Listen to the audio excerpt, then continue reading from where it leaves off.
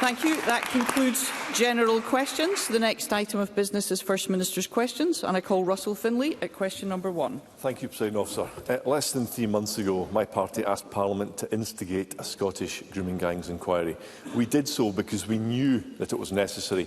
We knew it then, and we certainly know it now. Our amendment to the Victims' Bill was the only legal mechanism available to us. However, the SNP voted it down. And in doing so, the Justice Secretary cited the leading expert, Professor Alexis Jay. Angela Constance said that Professor Jay, and I quote, shares my view and has put on the record and stated to the media that she does not support further inquiries into child sexual abuse and exploitation. Does John Swinney think that the Justice Secretary's statement was honest? First Minister. Yes, I do. I think it was a reflection.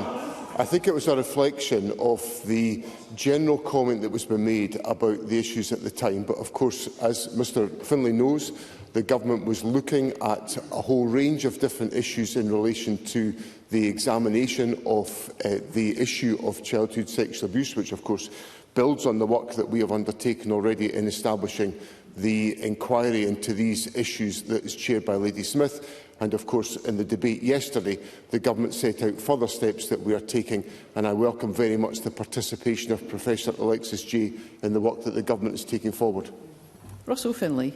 Incredible, absolutely incredible. At no point did Professor Jay say there should be no further inquiries into grooming gangs in Scotland. The Justice Secretary misrepresented Professor Jay, she misled the Parliament and she misled the public. And then she went AWOL. On November 19, she wasn't here to answer urgent questions about her misrepresentation. On November 25, she put up a junior minister to answer urgent questions on the lack of knowledge about grooming gangs in Scotland. On November 26, she again sat here in silence when we challenged her failure to answer questions. Yesterday, the Justice Secretary finally broke her silence, but she made no apology and didn't accept any wrongdoing whatsoever. The misleading of Parliament must be investigated by the independent advisers to the Ministerial Code. Will John Swinney support an investigation, and if it finds against the Justice Secretary, will he sack her? First Minister. Presiding Officer, I am satisfied with the way in which these matters have been conducted, and what I am also satisfied by is the steps that the government set out yesterday to Parliament, which is that there will be an independent national review of the response to group-based child sexual abuse and exploitation in Scotland, led by the Care Inspectorate, His Majesty's Inspectorate of Education, His Majesty's Inspectorate of Constabulary and Health Improvement Scotland. I welcome the fact that Professor Alexis Jay has been appointed the independent chair for the National Child Sexual Abuse and Exploitation Strategic Group, and all of that work will be drawn together, assessed independently, and further advice will come to ministers and Parliament will be updated. Russell Finlay. Well, John Swinney says he's satisfied, but victims have no faith in this government and no faith in this Justice Secretary. The mother of Taylor, who was gang raped as a child in care, told me that there is, quote, no substance to anything that Angela Constance says, and that, and I quote, she cannot oversee anything. And I wonder if perhaps the First Minister has concluded the same thing in private. Yesterday's announcement of a grooming gangs review was announced not by the Justice Secretary, but by the Education Secretary. It looks like the responsibility for this inquiry and the decision-makings on its findings will not be Angela Constance. So has John Swinney also realised that she cannot possibly oversee this review? And does that not show that he's also lost confidence in his own Justice Secretary? First Minister. No, that is not the case. And the reason why the Education Secretary made the announcements yesterday is the Education Secretary carries Cabinet responsibility for child protection issues, in which all of this material is comprised. Yes. And the Cabinet Secretary for Education led the discussion at Cabinet on Tuesday, which involved all Cabinet colleagues, including the Justice Secretary, about the steps the government was taking, which I set out to Parliament last week in response to Pam Gosar, the government was taking forward. So all of this is the responsibility of the government, led by the Cabinet Secretary for Education, and I've set out to Parliament the steps that we're taking. Russell Finlay. So it sounds like the Justice Secretary will not have responsibility for review into mass organised criminality. But the First Minister suggests there's nothing Let's hear Mr. unusual Finlay. about that. The SNP have been shamed into launching a grooming gangs review. But it's a review that victims believe will see public bodies mark their own homework and the government control the findings. A review which we still don't fully know whether the Justice Secretary, who didn't want it to happen, who dishonestly twisted the words of an academic and who misled victims and the Parliament, might or might not be in charge of. All of this is why a review simply isn't good enough and that an independent inquiry is necessary. Victims don't trust Angela Constance, they don't trust the SNP or the authorities who have already failed them. They deserve answers, they deserve justice, and that can only be achieved by a free, fearless and independent inquiry. So why on earth can't John Swinney see this? First Minister. President, I recognise the significance and the seriousness of this issue, and it's been treated so within my government, which is why we have taken the careful steps to ensure that we do all of the explanatory work and investigative work to ensure that we come to the right conclusion about whether an inquiry of the nature that Mr Finlay put to Parliament yesterday is appropriate and necessary. Mr Finlay said that this is a whole collection of different organisations marking their own homework. The organisations I referred to are set up by statute that have to operate independently of government. That is what the law requires of them. And they are the Care Inspectorate, His Majesty's Inspectorate of Education, His Majesty's Inspectorate of Constabulary and Health Improvement Scotland. And I think it's really important that I, as First Minister, make clear openly to the public in Scotland that I have absolute confidence in the independent decision-making and scrutiny of these organisations, because it is vital for public confidence. We've seen in recent weeks reports from Healthcare Improvement Scotland which have been very, very critical and challenging to health boards in this country. That is because they are exercising independent and fearless scrutiny, as will Professor Alexis Jay as the independent chair of the National Child Sexual Abuse and Exploitation Strategic Group. And that gives me confidence that we are going about this process in a serious and detailed fashion to make sure that the perspective of victims is properly addressed as we consider this significant and serious issue. Question number 2, Anna Sarwar. Presiding Officer, Audit Scotland has today published yet another damning report into the SNP's mismanagement of our NHS. It is grim reading for John Swinney, but more devastating for the patients and the staff. It found that despite more money and more staff, NHS Scotland's performance has not improved in line with commitments made by the Scottish Government. It says that NHS boards are struggling to break even, with 7 requiring government loans, and it exposes the implementation gap between SNP announcements and the reality for patients. Isn't it a damning indictment on John Swinney that, despite his promises, long waits persist and that in his hands the NHS is, in Audit Scotland's words, unsustainable? First Minister. Anybody observing these exchanges at First Minister's questions will understand that I'm the first to accept that there are challenges in ensuring the NHS recovers from the disruption of 2 years of the COVID pandemic. And we're now in a situation where, for example, so I accept that challenge exists, but there is also significant progress being made. So, for example, the number of planned and performed operations in Scotland represents the highest levels since before the pandemic, since January 2020.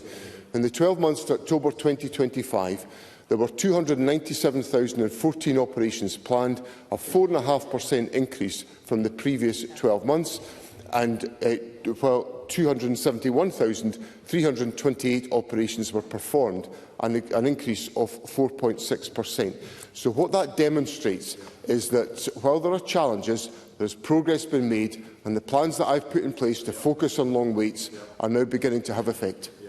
Ms Sarwar. Presiding Officer, the NHS needs to recover from John Swinney and the SNP. That's the problem we've got across the country. Now, his predecessor promised to end waits of over a year by September 2024. He failed. John Swinney has promised to end waits of over a year by March 2026, but right now more than 11,000 patients are waiting over 2 years. So what's the result? Figures published this week show a record number of patients are being forced to go private, with 13,455 private admissions between April and June this year. People in pain being forced to remortgage their homes and spend life savings to get their treatment they need. The founding principles of our NHS, free and available at the point of need, is being destroyed by the SNP. So why is John Swinney doing what even Margaret Thatcher failed to do, and that's privatise healthcare in Scotland? First Minister. It's interesting that Mr Sarwar has shifted the ground of his argument on private treatment, because some months ago Mr Sarwar put a figure to me which was of a much more significant accusation of the amount of private treatment that was underway. I can't remember exactly the proportion, but it was of the order of something like 1 in 6 of the population, which was absolutely a ludicrously nonsensical figure. So Mr Sarwar has changed his ground. Now let me give Mr Sarwar some reassurance about what's happening about long waits, because between April and October Let's hear one another. Between April and October this year, new outpatient waits for over a year reduced by 17.9% just since April. In the same period, the waiting list size for new inpatient and day case procedures over 52 weeks has reduced by 26.1%. So let me say to Mr Sarwar, I accept there are challenges in the National Health Service as a consequence of the COVID pandemic, but this government is delivering on the progress that I said would be made. Anna Sarwar. I think with that rambling response from the First Minister, he needs some time off and a wee rest, I think, because SNP Run Scotland was the only UK nation that saw an increase in private admissions during the period I quoted. The truth is that Scots are paying the price for John Swinney's incompetence. Thousands forced to go private to get the treatment they need, remortgaging homes or borrowing money to pay £15,000 for a knee replacement, over £14,000 for a hip replacement, £3,000 for cataract surgery. That means Scots have been forced to pay at least £59 million of their own money on top of their taxes for cataracts and hip and knee replacements in the last year alone, breaching the founding principles of our NHS, healthcare free and available at the point of need, not on the ability to pay. But for those who can't raise the money, they are left to wait in pain and anxiety. So why is John Swinney forcing Scots in need to choose between paying the financial cost or the human cost of his incompetence and failure? First Minister. I simply remind Mr Sarwar that our National Health Service was disrupted for a period of 2 years because of COVID, and there is a backlog in treatment, and we are working hard to ensure that we reduce that backlog. Now, to reassure Mr Sarwar, the number of hip and knee operations reached an all-time high in 2024, and as I've just recounted, we are performing more operations in the National Health Service now, and we are now back to levels where we're performing at a level pre-pandemic, which is an indication of the effectiveness of the reforms that I've put in place and the plans that are delivering for people in Scotland. And on that basis, this government is absolutely focused on making sure that the National Health Service meets the needs of people in Scotland as we recover from COVID and deliver on the expectations of the people of our country. Question number 3, Alex Cole-Hamilton. Thank you, Presiding Officer. I'm sorry to say, but the First Minister's head is completely in the sand about the crisis in our NHS. Everybody knows somebody who's been let down, and Sarwar rightly talks about the human cost. Let me tell him what that human cost looks like. Isabel and Martin Knights were travelling down the dual carriageway near Aberdeen when Isabel had a violent seizure and stopped breathing. With nowhere to pull over, Martin had to use every ounce of his police training to get her heart going again while the car was still moving, screeching to a halt at the front door of A&E and explaining to staff everything that had happened. However, after moving their car, Martin wasn't allowed to return to Isabel's side. A&E was just too busy. She was left alone in a corridor for 6 hours. Remember, her heart had only just been restarted. When she was eventually seen by a doctor, it was obvious that crucial information had been overlooked. So can I ask the First Minister, if you can turn up at accident emergency, having stopped breathing for minutes, and not be seen for hours, what does that say about the state of our NHS? First Minister. Well, first of all, President Officer, I'm very sorry to hear the details of the experience of Isabel and Martin Knights. I'm happy to explore the exact circumstances of the case that Mr Cole-Hamilton puts to me, but the purpose and the focus of accident and emergency is to provide the immediate intervention for those in the gravest of conditions, and that would be my expectation that that should happen in all circumstances. Alex Cole-Hamilton. Presiding Officer, Martin and Isabel are absolutely clear. They are not having a go at hard-working staff who looked exhausted that day in A&E. Emergency departments are backed up because hospitals are rammed, because there are so many people stuck there who should be in care homes or looked after at home. That's what the Auditor General told us this morning. Let's put this into perspective. When the SNP first came to power, in a single month, only a handful of people ever waited more than 12 hours in accident and emergency. It hardly ever happened. Despite the best efforts of staff, that figure has increased by 63,000%. So can I ask the First Minister, doesn't Isabel and Martin's experience show how mistakes can be made, patients can be put in danger because accident and emergency is overwhelmed on the SNP's watch? First Minister. There will be a range of different factors that affect the circumstances in any accident and emergency department at any given time. Some of it will be about whole system challenges such as delayed discharge, where hospitals are so congested it is difficult to ensure that patients can be transferred from A&E into routine wards on a timely basis. And obviously we work with local authority partnerships, and the Health Secretary is actively pursuing this on my behalf this week to ensure that we reduce further the delayed discharge position to support accident and emergency. The second issue is obviously the caseload that presents at A&E, and in that respect we have taken forward work to put in place frailty units which enable us to support frail patients more actively and in a more supportive environment than the mainstream of A&E, where there can be some very acute and challenging circumstances. And the third factor is obviously the prevalence of individual health conditions. And as members of Parliament will know, we are seeing an early and significant upsurge in the prevalence of flu, which is resulting in very significant presentations at our hospitals. Indeed, in the last 2 weeks, we have had an increase of 70% in flu admissions to hospital as a consequence of the gravity of the conditions, despite the very high performance on flu vaccinations that are underway in our society. So, what I would say to Mr Cole-Hamilton is the Government is taking forward a range of different interventions to ensure that we are working to reduce demand within A&E services so that individuals like Isabel and Martin Knights can be supported in the way that I would expect them to be so. Question number 4, Paul McLennan. To ask the First Minister whether he will provide an update on the Scottish Government's latest engagement with the UK Government regarding any impact on poverty levels in Scotland of the freeze to local housing allowance. First Minister. So it's disappointing that the UK budget contained no commitment to end the freeze on local housing allowance. Next year will be the second year of the freeze, and it will be 3 years since the local housing allowance was last uprated.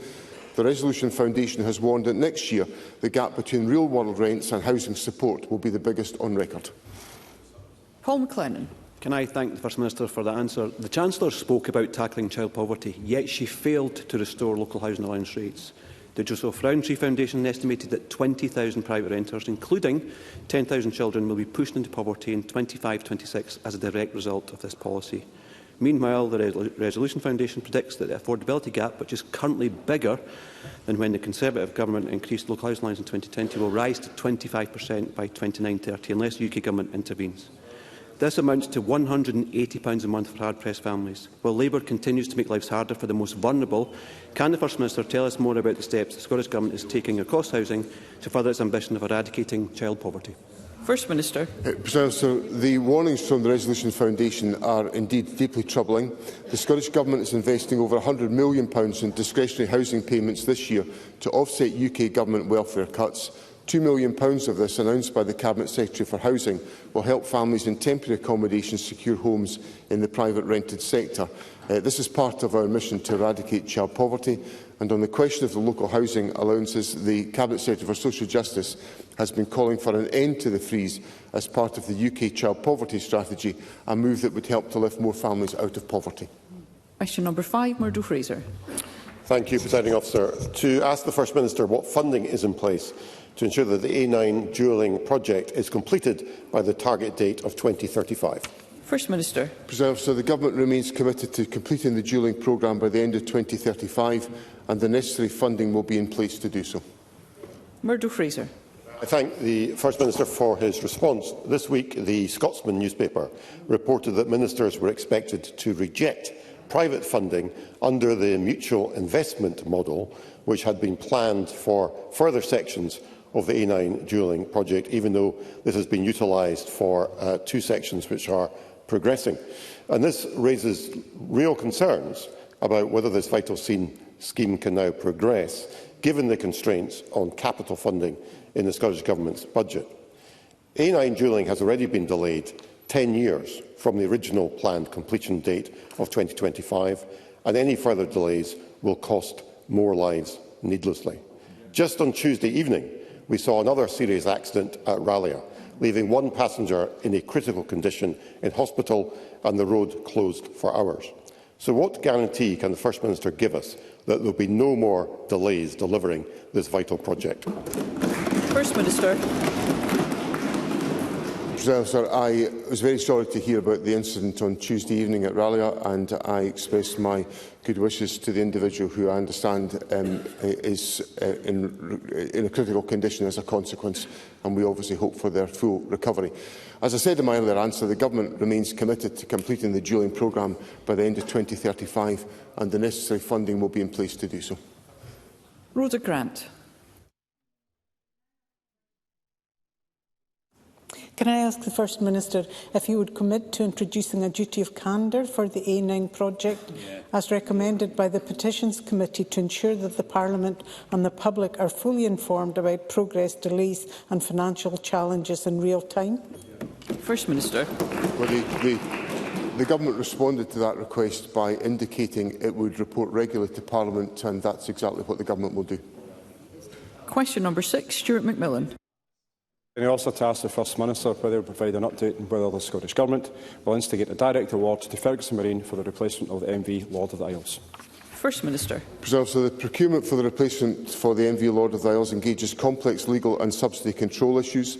Any decision must take into account the responsibility we have towards securing the best outcomes for our island communities and businesses. We are currently considering the business case and next steps in relation to the MV Lord of the Isles replacement, and will confirm these in due course. Stuart McMillan. Thank the First Minister for that reply. And the presence of the Ferguson Marine and its workforce is important to my constituency. The only way the presence can continue is by ensuring the yard has a strong order book. And it's up to the new interim chair and management team to make the yard efficient and effective to win new orders, in addition to being supported by the Scottish Government in these endeavours. And I am very much aware of the arguments about why the direct award is extremely challenging. However, I'm also conscious of the level of investment the Scottish Government have already invested in the yard will be lost for good if the yard does not have an order book. So will the First Minister commit to a direct award of the replacement for the Lord of the Isles, one that could lead to securing further work if the board and management succeed to keep Ferguson Marine firmly rooted, creating employment and building ships in Port Glasgow? First Minister. So I'm very supportive of securing a future for the Ferguson Marine Yard. It is a yard that I worked very hard over 10 years ago to ensure survived the difficulties that it faced, and the Government has obviously given sustained support over many years. As I indicated in my earlier answer, the issues around about the MV Lord of the Isles direct award are complex. They involve significant issues around subsidy control that the Government cannot in any way, shape or form ignore. But I do give Mr McMillan the assurance that the Government is absolutely committed to working with Ferguson Marine to secure its future. Thank you. Sue Webber. Ferguson Marine's future depends on independently securing work both within the UK and overseas. This is an SNP government-owned yard. So what action is the First Minister taking to ensure that the yard is competitive, restores its reputation for delivering projects on time and under budget, and can procure its own work rather than relying on a direct award? First Minister. That's part of us ensuring that the yard has leadership in place and a workforce in place to support its direction, which is able to attract orders and can operate competitively on international markets. That's what government support for the yard is all about, and it will be the focus of our interventions to make sure that remains the case. Katie Clark. There is a strong economic and social case for a direct award to the yard, and I urge the First Minister to support such an award. A decision of this contract has been delayed for far too long, and the workforce deserve clarity. So can he undertake to ensure that there is a speedy decision? If the First Minister cannot commit to a direct award of this contract today, will he commit today to supporting Ferguson's through other avenues, such as the second round of the Small Vessels Replacement Programme, and delivering the promised £14.2 million investment in full? First Minister. In relation to, as I've indicated in my earlier answers, and I think Katie Clark will appreciate these points, there are complex issues of a legal nature in relation to subsidy control that the government just simply cannot ignore. And I'm enormously sympathetic and supportive of a future for the yard. That's why the government has committed investment to support the yard, which will be available to the yard at the moments in which it is appropriate for that to be deployed. And we are obviously open to working with the yard to strengthening its competitive position to enable it to win vessel contracts and to be able to take those forward on an ongoing basis. And that remains the focus of the government's intervention on this issue. Alistair Allen. Does the First Minister agree that whatever solution is found to the tender in question, it must be a decision informed by the views of people in Uist and other island communities who clearly want to see new vessels in service as soon as feasible? First Minister. I understand that point and support it. Obviously, it was under this government that the connection between Mallaig and Lochboysdale was established, which is the route that the MV Lord of the Isles primarily operates. I know how important that connection is to the constituents of Dr Allen in South Uist and surrounding communities, and it's important that we reflect on the necessity for sustained connections for all island communities, and that lies at the heart of the government's strategy in relation to the Clyde and Hebrides ferry services. Thank you. We move to general and constituency supplementaries, and I call Megan Gallagher. Thank you, Presiding Officer. Residents of Bothwell and my region have been left shaken by the spate of targeted firebombing attacks on restaurants within the area. 4 premises have been targeted by arson attacks over the last 6 years, with 2 taking place in September. Those living in Bothwell have expressed fear and frustration, with one individual saying it feels like it's becoming a no-go area socially. There are now empty plots where restaurants once stood. Jobs have been lost and families have been impacted by recent events. Bothwell residents deserve answers, but they also deserve reassurance. So what reassurance can the First Minister give to my constituents that these events are being taken seriously by Police Scotland? And will he ask for the relevant minister to make inquiries to ensure that all information that can be made public is being circulated within the community? First Minister. I'm obviously aware of these issues and concerned by them. I would reassure Megan Gallagher and her constituents that all cases that are presented to Police Scotland are taken seriously. That will be the case in relation to these examples, and obviously there's patently obvious there's criminal behaviour involved here, so there will be the need for that information to be handled within the criminal justice system to ensure that those responsible can be prosecuted for the acts that they are taking forward. So with that caveat, I'm very happy to advise that the Justice Secretary will raise this issue with the Chief Constable, but the amount of information that can be available will be constrained by the necessity of protecting that information to support criminal prosecutions, which there should be in the cases of the behaviour that Megan Gallagher has put to me today. Karen Adam. Thank you, Presiding Officer. The UK Government promised to end the dither and delay and committed £200 million to the Acorn project in June, yet months on, not a single penny has reached the developers, and now a project partner is seeking to sell its stake. After failing to intervene at Grangemouth and Mossmoran, and after retaining an energy profits levy throttling investment, if the UK Government fail to act on Acorn, it will be clear that they have abandoned Scottish industry. So does the First Minister agree that if a private buyer cannot be found for the stake, GB Energy must step in to ensure this project does go ahead, particularly in light of them setting their 5-year project today? First Minister.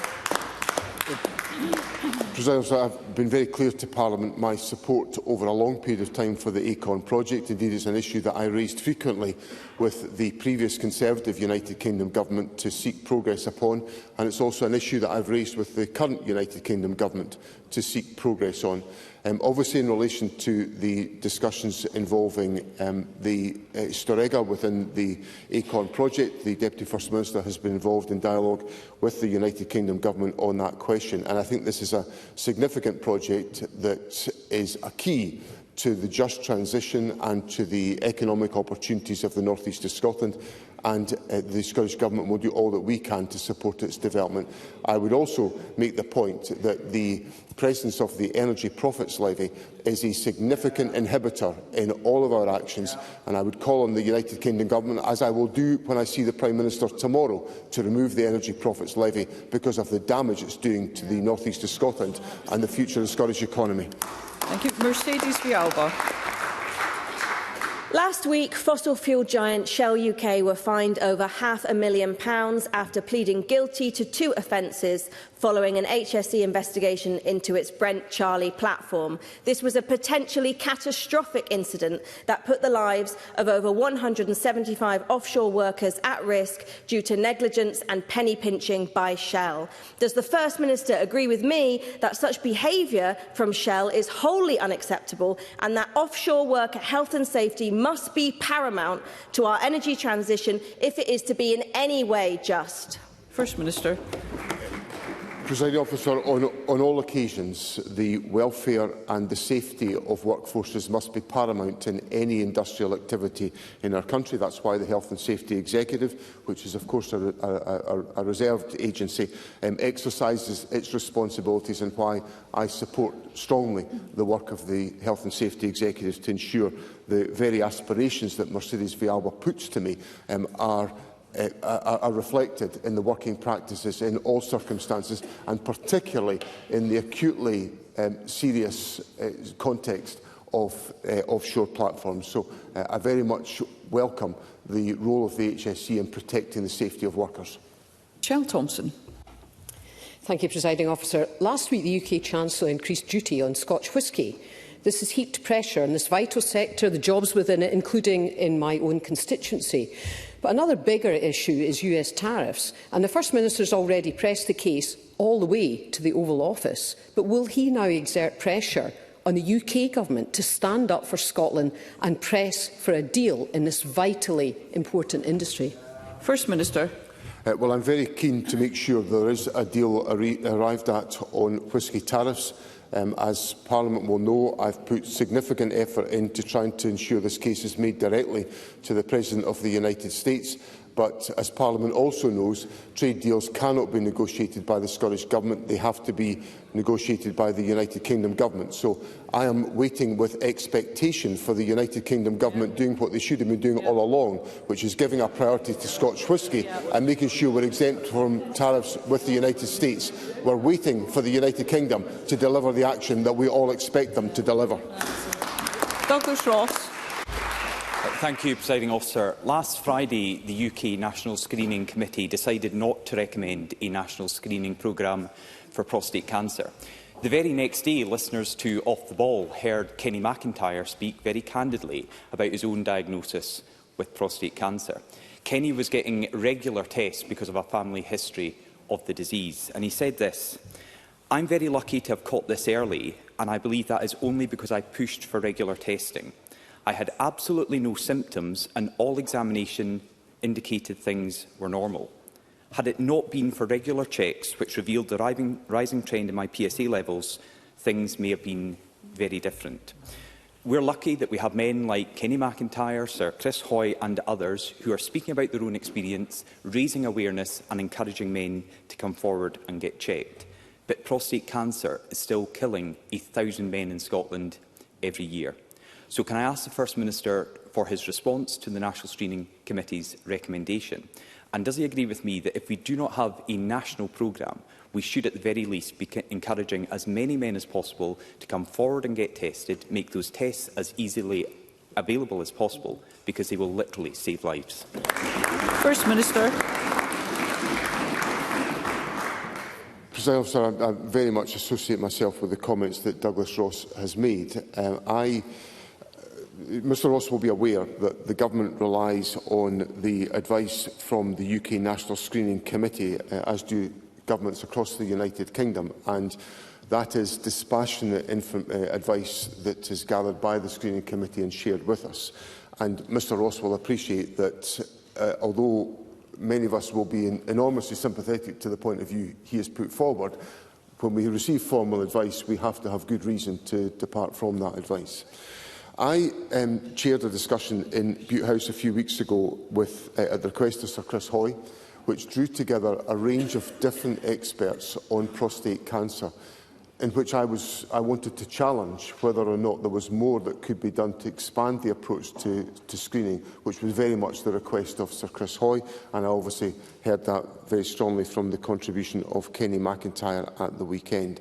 So we've asked the Chief Medical Officer in Scotland to take forward further scrutiny and consideration of this issue, and ministers in the Scottish Government were very open to looking afresh at these questions.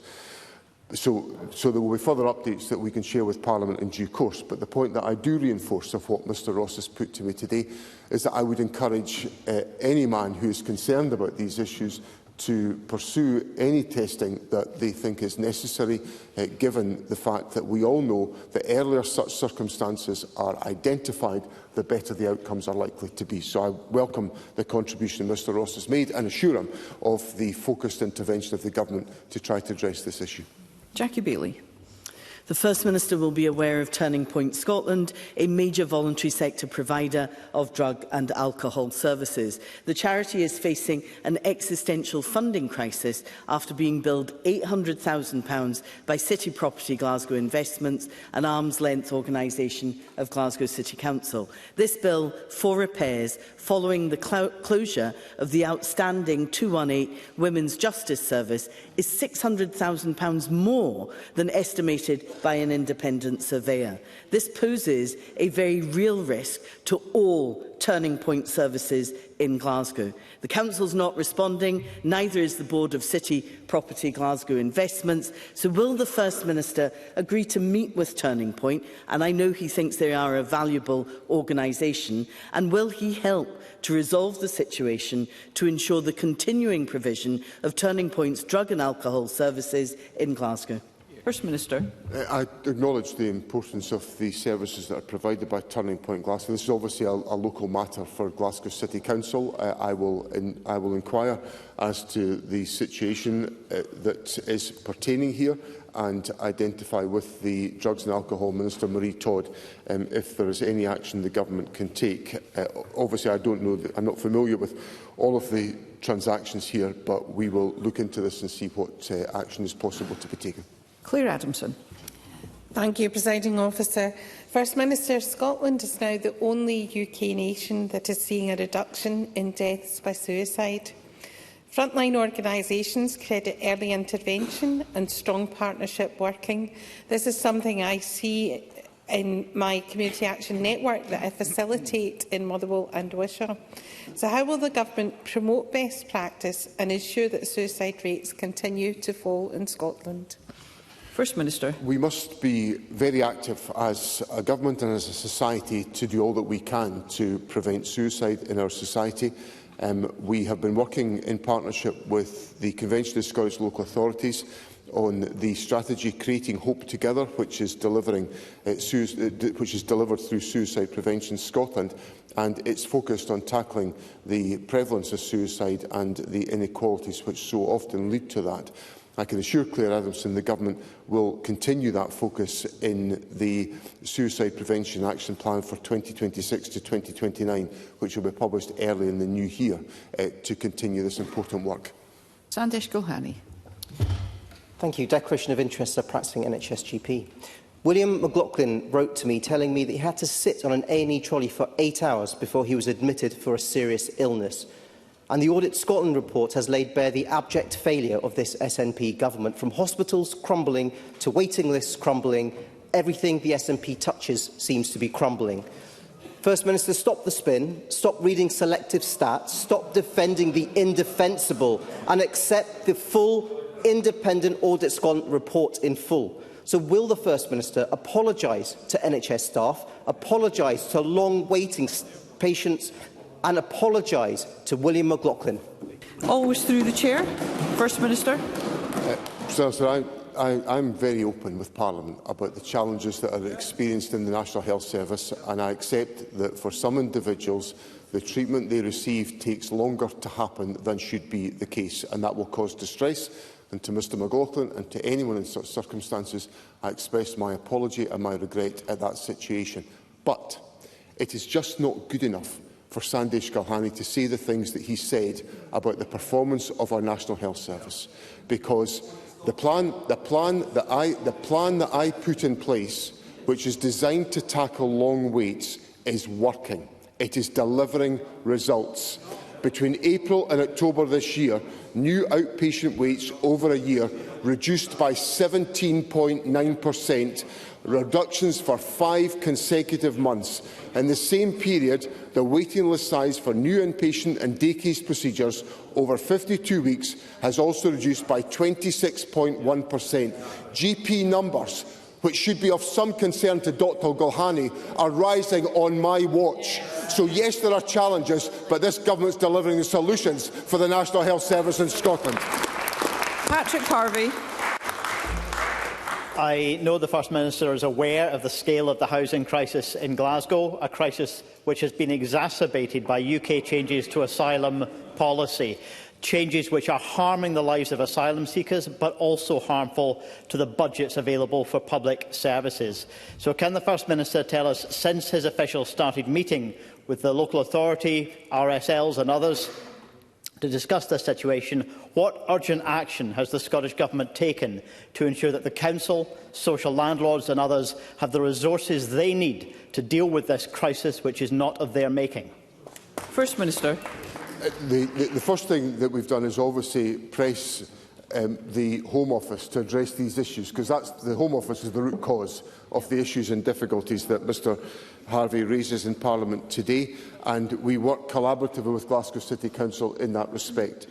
Some of the other steps that we've taken have been to increase the investment in housing, and particularly to increase the investment in ensuring that void accommodation is brought back into use. And in partnership with Glasgow City Council, we have been seeing much progress being made, and I commend Glasgow City Council for the work that they are taking forward, working obviously with registered social landlords in the process. And as a consequence of the support that we make available to the Council, particularly in relation to homelessness support, we are working as effectively as we can to tackle the significant issues that Mr Harvey raises. Jeremy Balfour. Thank you, Presiding Officer. Can I ask the First Minister whether non-residential social care charges will be abolished by the Scottish Government before the end of the current parliamentary session, as was promised by his party's 2021 manifesto? First Minister. Presiding Officer, the Government is working to address this issue. There are obviously a whole range of competing financial pressures that we have to address, and we are working in collaboration with partners to address these questions. Keith Brown. The First Minister will know that before the election last year, the Labour Party promised to widen devolution for Scotland and Wales. This week, 11 Labour members of the Welsh Senate wrote to the Prime Minister accusing the UK Government of rolling back on devolution promises. Whether it's the internal market or Pride in Place funding, their abysmal record in government shows their contempt for devolution. Indeed, Welsh members of the Assembly have described their own party's actions as a constitutional outrage. Let's hear Mr Brown. Thank you. Welsh Labour members have described their own party's actions as a constitutional outrage, showing at least a willingness to defend the devolution settlement, a willingness absent in the Labour Party in this chamber. Does the First Minister... Members, let us hear Mr Brown. I know every member in the chamber would expect to be heard when they're putting a question. They don't like freedom of speech, Presiding Officer. Does the First Minister share these concerns, and can he outline what dialogue the Scottish Government has had with the UK Government around devolution settlements, particularly in relation to the UK Internal Market Act and Pride in Place funding? First Minister.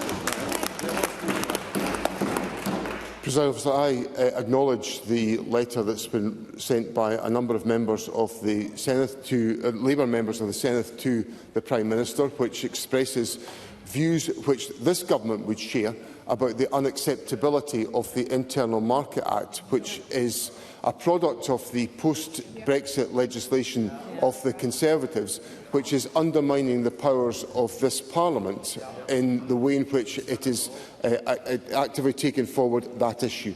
Now, of course, when the Internal Market Act was making its passage through the United Kingdom Parliament, the Labour Party in Scotland, and indeed the Labour Party in the House of Commons, was vigorously opposed to the Internal Market Act. So our reasonable expectation when the Labour government was elected was that the Internal Market Act would be abolished and that we would have a restoration of the powers of this Parliament.